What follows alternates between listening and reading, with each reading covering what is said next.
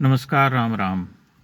आपने अक्सर ऐसा कहते हुए विपक्ष के नेताओं को सुना होगा कि भारत में अब जो है भाजपा कोई चुनाव जीतने नहीं देगी। मतलब चुनाव खत्म हो जाएंगे, चुनाव ही नहीं होंगे, हम कभी नहीं जीत पाएंगे चुनाव। ऐसा राहुल गांधी जी कह चुके हैं, आदरणीय अरविंद केजरीवाल जी कह चुके हैं, अखिलेश यादव जी कह चुके हैं, और कांग्रेस पार्टी के जो दूसरे नेता हैं, जो बड़े बड़े वकील हैं, वो लोग भी कुछ इस तरह की बातें कहते हुए पाए जाते हैं कि अब जो है भविष्य में कोई चुनाव नहीं जीत पाएगा। और उनके कहने का आधार ये होता है कि भारतीय जनता पार्टी ने चुनाव की जो प्रक्रिया है उसका पूरी तरह से मैनिपुलेशन कर लिया है, हरण कर लिया है, वोट चोरी, ईवीएम हैकिंग और तमाम इस तरह की बातें होती हैं। पिछले दिनों मतलब 1 डेढ़ वर्ष का अगर हम देखें हिसाब किताब, तो उसमें ये हुआ कि सबसे पहले तो इन्हें बिहार चुनाव से बड़ी आशाएं थी, लेकिन बिहार में पूरी की पूरी जो है इनका जो आकलन था वो उलट हो गया पूरा। बीजेपी और जेडीयू गठबंधन को एक विराट जीत मिली। उसके बाद दूसरा सबसे बड़ा आघात जो है इन्हें बंगाल में लगा, जब बंगाल में इन्हें भरोसा था कि ममता बनर्जी अपने किले को बचा रखने में कामयाब हो जाएंगी, परंतु ममता बनर्जी का किला तो इस तरह से ढहा कि कल्पनातीत हो गया। और उसके बाद इन्हें ये सदमा बहुत तेज गति से, बहुत जोर से लगा कि अब क्या किया जाए, क्योंकि बंगाल जो है इनका उत्तर में, एक तरह से उत्तर पूर्व में एक आखिरी गढ़ था जिसे ये बचाए रखना चाहते थे। तो आप ध्यान से अगर देखें तो विपक्ष को यह विचार करना चाहिए कि अगर इस देश में जिस स्वस्थ लोकतंत्र की परंपरा की वे बात करते हैं और विपक्ष के होने की वकालत करते हैं, उस विपक्ष को बनाए रखने के लिए उन्हें क्या करना चाहिए। वे आए दिन मुद्दे उठाते हैं, लेकिन उन मुद्दों का जनता के ऊपर कोई प्रभाव नहीं पड़ता है। ऐसा क्यों होता है, इसका आत्ममंथन उन्हें करना चाहिए, पहली बात।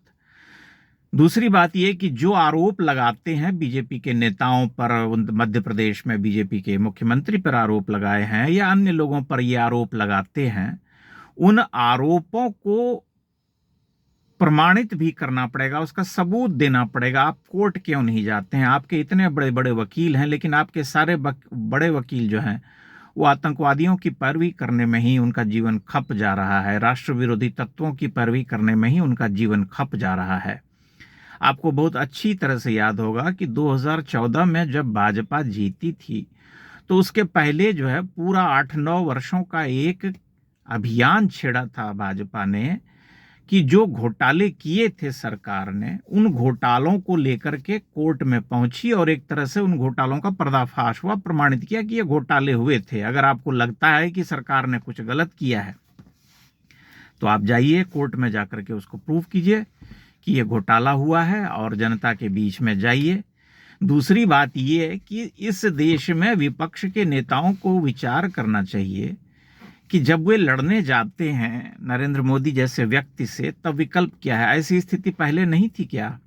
जब देश स्वतंत्र हुआ और नेहरू जी येन केन प्रकारेण प्रधानमंत्री बनाए गए, तब उस स्वतंत्रता प्राप्ति के बाद जो लोकतंत्र का जो इतिहास रहा, जो 30-40-50 वर्षों का, उसमें भी कुछ ऐसी ही स्थिति थी, क्योंकि विपक्ष कभी भी एकजुट होकर के 70 के दशक तक जो है, मध्य तक, कोई ऐसी स्थिति बना ही नहीं सका कि कोई विकल्प हो, इसलिए कांग्रेस पार्टी जीतती रहती थी। आज जब देश में जनता के मन में यह विश्वास है कि इन सभी नेताओं को वोट देने से कहीं बेहतर है भाजपा को सत्ता में बनाए रखना, तब आपको यह विकल्प के रूप में जनता के सामने प्रस्तुत करना पड़ेगा, अपनी दावेदारी सिद्ध करने के लिए कि आप जो कह रहे हैं वो करके दिखाएंगे या आपके दावे में दम है। बिना दम के जब हम दावा करते हैं और केवल आरोप लगाते हैं, तब उससे कुछ प्राप्त नहीं होता है, क्योंकि चुनाव में जो परिणाम आ रहे हैं उसे ये कहकर कि ये तो ईवीएम हैक हो गया और वोट चोरी हो गई, ये तो वही हो गया कि दिल के खुश रखने का गालिब ये ख्याल अच्छा है। आप अपने आप को सांत्वना दे सकते हैं, परंतु आपको जिस स्तर पर उतर करके देश में विपक्ष की भूमिका निभानी चाहिए वह तो आप करते नहीं। आप छुट्टियां मनाते हैं, विदेश चले जाते हैं, गायब हो जाते हैं और उसके बाद अचानक से प्रकट होते हैं और फिर हो हल्ला करके, दावे करके, बड़ी बड़ी बातें करके फिर से गुम हो जाते हैं। कहते हैं कि सबूत दे देंगे, ये कर देंगे, वो कर देंगे, लेकिन ऐसा कुछ कर नहीं पाते, तो जनता का विश्वास आपके ऊपर से उठ जाता है। इसलिए इस बात को गांठ बांध लेना चाहिए विपक्ष के नेताओं को कि वे जो इस तरह की राजनीति कर रहे हैं, इससे उन्हें कुछ प्राप्त होने वाला नहीं है। लोकतंत्र में अगर स्वस्थ राजनीति करनी है तो उसके लिए स्वस्थ परिपाटी भी बनाना पड़ेगा। आपको अपने आप को, अपनी दावेदारी को खम ठोक करके जनता के सामने लाना पड़ेगा और यह सिद्ध करना पड़ेगा कि आप में इस देश को आगे ले जाने का दम है, आपका नेतृत्व जो है सक्षम है।